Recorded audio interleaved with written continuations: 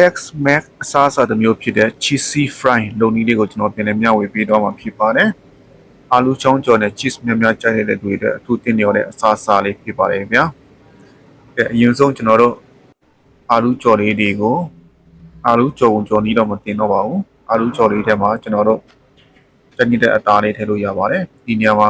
customer က beef သုံးထားတဲ့အတွက်ကျွန်တော် beef တွေသုံးထားပေးတာပါတယ်။ပြီးရင်အပေါ်နေကျွန်တော် cheese sauce တွေနောင်နေတာပါမယ်ပြီးရင် mozzarella cheese တွေထည့်ပါမယ်ပြီးရင်ဘောနေ cheese sauce တွေနည်းနည်းလေးထပ်ဖြူပြီးတော့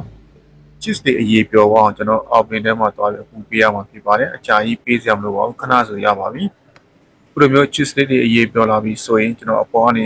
pico di color ဆဆလေးထည့်ပါမယ်ခန်းချင်းဒီအစိမ်းတော့ချင်းကန်ဆက်ရတာလေးပါပြီးပြီဆိုရင်တော့ creamy avocado ဆဆလေးထည့်ပါမယ်creamy avocado sauce တို့လည်းခေါ်ကြပါတယ်ပြီးပြီဆိုရင်ပေါ်နေကျွန်တော် sour cream တွေထပ်ပြုလိုက်မယ်ဆိုရင်စားချင်းစပွဲရန်ကောင်းတယ် cheesy fry တွေရပါပြီဗျာခုနဲ့တွဲစားဖို့တဲ့အီပြေတွေ slide pico jalapeno လေးပါထည့်လိုက်ပါတယ်ခုဆိုရင်စားချင်းစပွဲကောင်းတဲ့ cheesy fry တွေရပါပြီဗျာဒါလေးကတော့ take away customer ကအိမ်ကိုထုတ်တာ parcel ထုတ်ဖို့အတွက်ဆိုတော့တခါတည်း parcel ထုတ်ပုံထုတ်နည်းပါကျွန်တော်လည်းပြလိုက်မှာဖြစ်ပါတယ်လုပ်ပုံလုပ်နည်းရတာအားလုံးအတူတူပါပဲအာလူချောင်းကြော်လေးတွေထည့်မယ်ပြီးရင်အပေါ်နဲ့အသားလေးထည့်မယ်အသားလေးထည့်ပြီးဆိုရင် cheese sauce လေးထည့်မယ် cheese sauce လေးထည့်ပြီးဆိုရင် mozzarella cheese ထည့်ပြီးရင်မီးကူပေး cheese လေးတွေအရေးပျော်သွားရင်ဆိုရင်ရပါပြီဒီစားစာမက္ကဆီကိုစားစာလည်းမဟုတ်တလို့သူက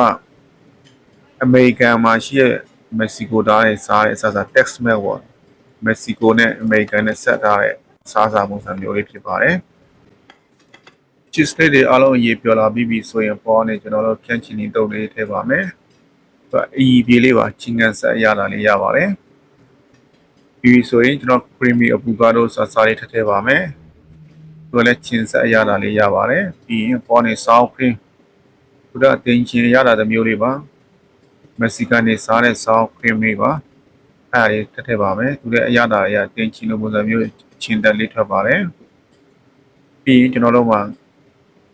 မြုပ်သည့်အချင်းတဲထားတာလေးပါထည့်လိုက်ပါမယ်ဒီမှာမကြောက်ပါနဲ့တော့ cheese နဲ့အာလူချောင်းကြော်အီတော့အီပါတယ်ဒါပေမဲ့ကျွန်တော်အီပြောင်းခန်းချင်ဒီတုံးတို့ sauce တွေအကုန်လုံးအီပြေတွေထည့်ထားပါတယ်ခုလိုမျိုးကျွန်တော်ရဲ့ဗီဒီယိုလေးတွေကိုအဆုံးထိလိုက်ပါကြည့်ရှုတဲ့ရောက်တိုင်းကိုလည်းအထူးပဲကျေးဇူးတင်ရှိပါတယ်ကျွန်တော်ကတော့ဟင်းချက်နည်းတွေကိုဒီလောက်ပြန်နေမျှဝေပေးနေတဲ့ silent ဖြစ်ပါတယ်ဗျာနောက်ဗီဒီယိုမှာပြန်လည်ဆုံတွေ့ကြပါစို့